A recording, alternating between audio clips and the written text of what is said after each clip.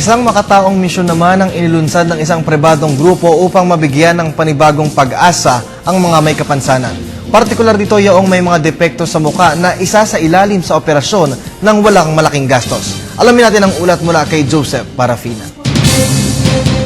Ang sarap pagmasdan ng mga ngiting ito mula sa dating mga bingot, ngongo at iba pang dating may depekto sa kanilang mukha na hindi mo halos mapansin ngayon dahil sa nabigyan na ito ng karampatang lunas. Sa pamamagitan ng serbisyong handog ng Nordhoff Craniofacial Foundation Philippines, Inc., muling nabigyan ng panibagong pag-asa ang mga ito na hindi gumastos ng malaking halaga.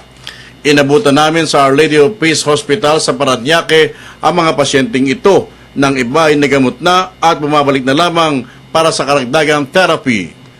Samantalang iba naman ay umaasa mapagkukulan ng pansin ng mga doktor na voluntaryo naglilingkod kasama ang mga ngiting ito sa kanilang mukha. We provide, kumbaga, pangkalahatang pangangalaga sa isang tao o bata na may cleft lip o palate. Ito yung tinatawag natin na bingot, no? Na ang bingot mula sa labi hanggang ngalangala. Eksaktong inaasikaso ng doktor na ito ang kanyang dating pasyente na inoperahan may ilang buwan na ang nakalipas. Sa murang isipan ng batang ito, hindi mo na halos mapansin maging sa kanyang kaanyuan na dumaan siya sa problemang pisikal na naayos na ng mga dalubhasa.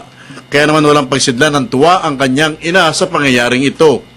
Nagpapasalamat po kami kasi naoperahan yung anak namin nang wala kaming nagastos. Walang bayad? Opo. Kahit konti? Wala po talaga. Si doktora kikita sana ng malaki kung sa malaking ospital niya ginawa ang operasyon. Subalit mas pinili niya dito na magtrabaho. Kakaibang pakiramdam daw kasi ang kanyang nararanasan. 2 months na kami, tapos we usually follow up the patient. Titingnan lang yung progress. Ngayon, actually maganda na yung score niya, although kailangan lang imasahe ni mami. Meron lang po tayong mga post-op na na kailangang i-continue po sa kanya, so masahe ng score para siguraduhin natin na mag-heal siya na maayos. Ang pamunuan naman ng ospital kasama rin sa dikain ng NCF na matulungan ng mga may karamdamang kapuspalad na mula pa sa kung saan sa mga lalawigan ng ating bansa. Even outside mga taga-Baguio, may dumadating yung mga pasyente ng we have 118 tribes in the Philippines. Hindi lang pala natatapos sa operasyon ng kapansanan ng mga ito.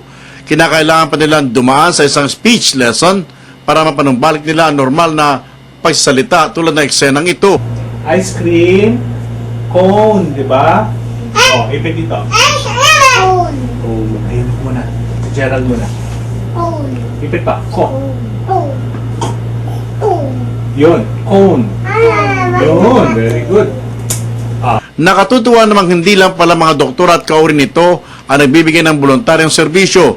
Pati ang ating mga kababayan tulad nila ay voluntaryo rin naghahanap ng may mga ganitong sitwasyon sa pamamagitan ng kanilang Smile Chip na kasi maghahatid ng libre sa ospital na ito sa mga pasyente mula sa iba't ibang lugar ng ating bansa.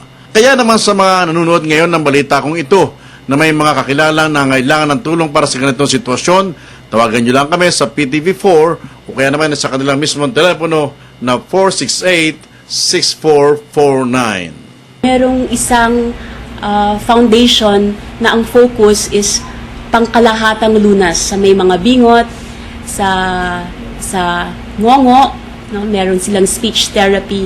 Yan ang Nordhoff Craniofacial Foundation. Para sa Telebisyon ng Bayan, ako si Joseph Parafina.